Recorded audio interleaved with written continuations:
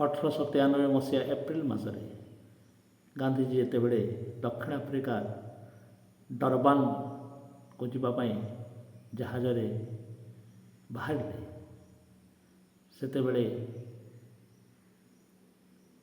ଦକ୍ଷିଣ ଆଫ୍ରିକା ଯେଉଁ କମ୍ପାନୀ ତାଙ୍କ ସହିତ ଚୁକ୍ତିବଦ୍ଧ ଥିଲା, ଯଦିଓ ସେ ସମ୍ମତି ପ୍ରଦାନ କରିଥିଲା ଯେ ଗାନ୍ଧିଜୀ ପ୍ରଥମ ଶ୍ରେଣୀ ଟିକେଟରେ ଯାତ୍ରା କରିପାରିବେ, ଗାନ୍ଧିଜୀ ଜାହାଜରେ ଯାଇ ପହଞ୍ଚି ଦେଖନ୍ତି ତ ପ୍ରଥମ ଶ୍ରେଣୀ ଟିକଟ ନାହିଁ। ଗାନ୍ଧିଜୀ ଯେତେବେଳେ କାରଣ ଜାଣିବାକୁ ଚାହାନ୍ତି, ସେଠି ତାଙ୍କୁ କୁହାଯାଏ କି ସାଧାରଣତଃ ପ୍ରଥମ ଶ୍ରେଣୀ ଟିକେଟ ଏମିତି ଭିଡ଼ ହୁଏ ନାହିଁ, କିନ୍ତୁ ମୋଜାମ୍ବିକର ଗଭର୍ଣ୍ଣର ଜେନେରାଲ ଯେହେତୁ ଯାଉଛନ୍ତି, ସେଇଥିପାଇଁ ଭିଡ଼ ହୋଇଯାଇଛି।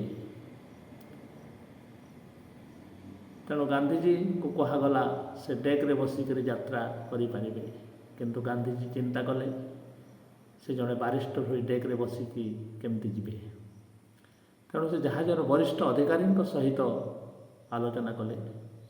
ବରିଷ୍ଠ ଅଧିକାରୀ ଜଣକ ତାଙ୍କୁ କହିଲେ ଯେ ତାଙ୍କ ପାଇଁ ଉଦ୍ଦିଷ୍ଟ ପ୍ରକୋଷ୍ଠରେ ଗୋଟିଏ ସିଟ୍ ଖାଲି ଅଛି, ସାଧାରଣତଃ ସେହି ସିଟ୍ କାହାକୁ ଦିଆଯାଏ ନାହିଁ, ତେଣୁ ଗାନ୍ଧିଜୀ ଯଦି ଚାହିଁବେ ସେ ସିଟ୍ରେ ବସି ଯାତ୍ରା କରିପାରିବେ।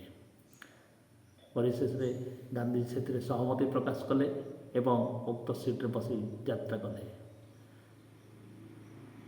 ପାଖାପାଖି 13 ଦିନ ପରେ ଜାହାଜ ଯାଇ ଲାମ୍ବୁରେ ପହଞ୍ଚିଲା। ସେଠି 3-4 ଘଣ୍ଟା ରହିବା ପରେ ପୁନର୍ବାର ଜାହାଜ ଚାଲିଲା ଏବଂ କିଛି ଦିନ ପରେ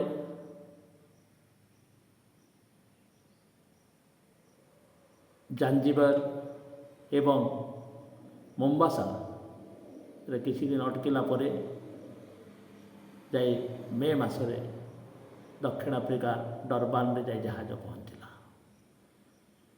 କଥା ମୁତାବକ ଅବଦୁଲ୍ଲା ସେଠ ଯାହାଙ୍କ ସକାଶେ କେସ୍ ଲଢ଼ିବାକୁ ଯାଉଛନ୍ତି, ସେ ଆସି ଗାନ୍ଧିଜୀଙ୍କୁ ଅପେକ୍ଷା କରିଥିଲେ ଏବଂ ଗାନ୍ଧିଜୀ ତାଙ୍କ ସହିତ ନିଜ ପାଇଁ ଉଦ୍ଦିଷ୍ଟ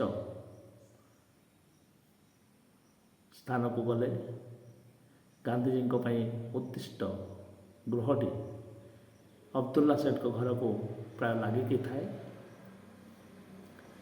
କିଛି ଦିନ ରହିଲା ପରେ ଗାନ୍ଧିଜୀଙ୍କର ଅବଦୁଲ୍ଲା ସେଠଙ୍କ ସହିତ ଘନିଷ୍ଠତା ବଢ଼ିବାକୁ ଲାଗିଲା ଏବଂ ଇସଲାମ ଧର୍ମ ସମ୍ବନ୍ଧରେ ସେ ଅନେକ କଥା ମଧ୍ୟ ଜାଣିବାକୁ ପାଇଲେ।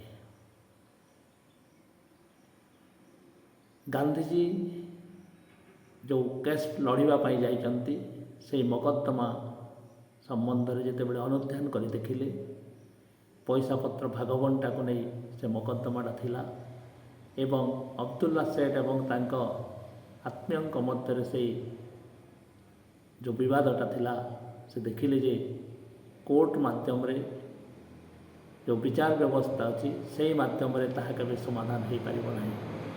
କାରଣ ସେଥିରେ କିଏ ଜିତିବ କିଏ ହାରିବ ଏବଂ ସେଥିରେ ଆଦୌ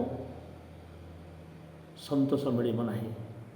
ତେଣୁ ଗାନ୍ଧିଜୀ ଚିନ୍ତା କଲେ ଯେ ମଧ୍ୟସ୍ଥତା ମାଧ୍ୟମରେ ଉକ୍ତ ମକଦ୍ଦମା ସମାଧାନ କରାଯାଇପାରେ ଏବଂ ବହୁତ ଚେଷ୍ଟା କଲା ପରେ ଗାନ୍ଧିଜୀ ମଧ୍ୟ ସେଥିରେ ସଫଳ କାମ ହେଇଥିଲେ। ଏପଟେ ଗାନ୍ଧିଜୀ ଯେତେବେଳେ ଦକ୍ଷିଣ ଆଫ୍ରିକାରେ ପଦାର୍ପଣ କରିଛନ୍ତି, ତାର 2-3 ଦିନ ପରେ ଯେତେବେଳେ ମକଦ୍ଦମାକୁ ନେଇକରି ସେ କୋର୍ଟକୁ ଯାଇଛନ୍ତି, ସେଠି ବିଚାରପତି ତାଙ୍କୁ ସେ ମୁଣ୍ଡରେ ବାନ୍ଧିଥିବା ପଗଡ଼ିକୁ ଖୋଲିବା ପାଇଁ କହନ୍ତି। ଗାନ୍ଧିଜୀ ସେଥିରେ ଏକମତ ହୋଇପାରିଲେ ନାହିଁ। ଗାନ୍ଧିଜୀ କୋର୍ଟ ପରିତ୍ୟାଗ କଲେ। ପରବର୍ତ୍ତୀ ସମୟରେ ଗାନ୍ଧିଜୀ ସେହି ପଗଡ଼ି ପିନ୍ଧିଛନ୍ତି ମଧ୍ୟ, ସେ ପଗଡ଼ିକୁ ଆଦୌ ଖୋଲି ନାହାନ୍ତି। କିନ୍ତୁ ଏହି ବିଷୟଟି ଯେତେବେଳେ ସେ ଜାଣିବା ପାଇଁ ଅବଦୁଲ୍ଲା ସେଠଙ୍କ ସହିତ ଆଲୋଚନା କରନ୍ତି, ଅବଦୁଲ୍ଲା ସେଠ ତାଙ୍କୁ ବୁଝାନ୍ତି ଯେ ଭାରତୀୟମାନେ ଦକ୍ଷିଣ ଆଫ୍ରିକାରେ ଯେଉଁମାନେ ରହୁଛନ୍ତି, ସେମାନେ ମୁଖ୍ୟତଃ 4 ପ୍ରକାରର। ପ୍ରଥମ ହେଲେ ମୁସଲିମ ବ୍ୟବସାୟୀ, ଦ୍ୱିତୀୟ ହେଲେ ହିନ୍ଦୁ କିରାଣୀ, ତୃତୀୟ ହେଲେ ପାର୍ସୀ କିରାଣୀ ଏବଂ ଚତୁର୍ଥ ହେଲେ ଚୁକ୍ତିବଦ୍ଧ ଶ୍ରମିକ। এই ଚତୁର୍ଥ ଶ୍ରେଣୀ ଯେଉଁ ଚୁକ୍ତିବଦ୍ଧ ଶ୍ରମିକ ସେମାନେ 5 ବର୍ଷ ସକାଶେ ଚୁକ୍ତି କରିଥାନ୍ତି ଶ୍ରମିକ ହିସାବରେ କାମ କରିବା ସକାଶେ କୌଣସି ମାଲିକ ପାଖରେ। ଏଥିରେ ସାଧାରଣତଃ ଦକ୍ଷିଣ ଭାରତର କିଛି ଲୋକ ଏବଂ ଉତ୍ତର ଭାରତର କିଛି ଲୋକ ହିନ୍ଦୁ ମୁସଲିମ ଖ୍ରୀଷ୍ଟିଆନ ସବୁ ବର୍ଗର ଥାନ୍ତି ଏବଂ ତାଙ୍କର 5 ବର୍ଷର ଚୁକ୍ତି ସରିଗଲା ପରେ ସେମାନେ ସ୍ୱଦେଶକୁ ପ୍ରତ୍ୟାବର୍ତ୍ତନ କରି ମାଲିକ ବଦଳାଇ ପୁନର୍ବାର ଦକ୍ଷିଣ ଆଫ୍ରିକାରେ ଅବସ୍ଥାନ କରନ୍ତି। କିନ୍ତୁ ଗୋରାମାନେ କେବଳ ଏହି ଚୁକ୍ତିବଦ୍ଧ ଶ୍ରମିକ ନୁହଁ, ସମସ୍ତ ଭାରତୀୟଙ୍କୁ ସେମାନେ କୁଲି ନାମରେ ଡାକନ୍ତି। ତ ସେହି ହିସାବରେ ଗାନ୍ଧିଜୀଙ୍କୁ ମଧ୍ୟ ସେମାନେ କୁଲି ବାରିଷ୍ଟର ବୋଲି ଡାକିବାକୁ ଆରମ୍ଭ କରନ୍ତି, ଯାହାକି ଗାନ୍ଧିଜୀ ତାର ଦୃଢ଼ ପ୍ରତିବାଦ କରନ୍ତି ଏବଂ ଗଣମାଧ୍ୟମ ସାମ୍ନାରେ ମଧ୍ୟ ସେ ନିଜ ରୋଷକୁ ପ୍ରକାଶ କରନ୍ତି, ଯାହାକି ସେତେବେଳେ ଦକ୍ଷିଣ ଆଫ୍ରିକାରେ ମୁଖ୍ୟ ଚର୍ଚ୍ଚାର ବିଷୟ ହୁଏ ଏବଂ ଗାନ୍ଧିଜୀ ନିଜସ୍ୱ ଢଙ୍ଗରେ ଦକ୍ଷିଣ ଆଫ୍ରିକାରେ ସେ ପଗଡ଼ି ଭିଡ଼ିବା କଥା ହେଉ ବା ପ୍ରତିବାଦ କରିବା ହେଉ ସେ କରିଚାଲନ୍ତି।